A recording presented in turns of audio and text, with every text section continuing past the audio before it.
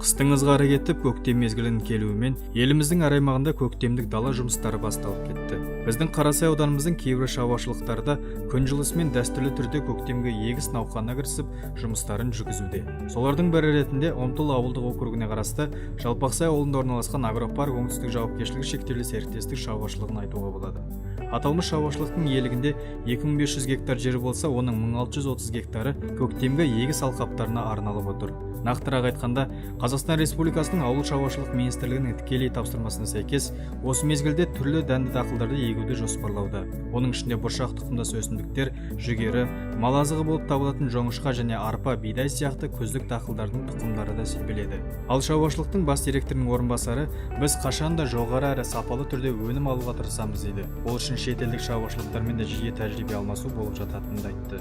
Тәжірибе шаруашылықта оның жалпы көрсетеміз, мысалы Аргентинаның технологиясы, Россия, Белоруссия, Украина, Қытай, жанымыздағы көршілес мемлекеттердің солардың жұмысына көріп, біз соған байланысты тәжірибе шаруашылыққа қоямыз. Қазірдің өзінде шаруашылық көктемгі науқанның алғашқы жұмысы ретінде 200 гектарлы жерге жүгері тұқымын себуді бастап кеткен.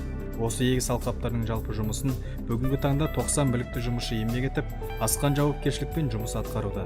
Қажетті 15 техниканың барлығы да далалық жұмыстарға толығымен дайын болса, келешекте шаруашылық тағы да соңғы үлгідегі 4 трактор, 2 комбайн техникаларын қосуды жоспарлап отыр. Жалпы өнім өндіру бойынша Агропарк оңтүстік шаруашылығы 5 өсімдік зерттеу институттарының нұсқаулығы арқылы өз жұмыстарын қадағалап отырады. Ал көктемгі дала жұмыстары осы сәуір айының 25-іне дейін бітіруді жоспарлап отыр.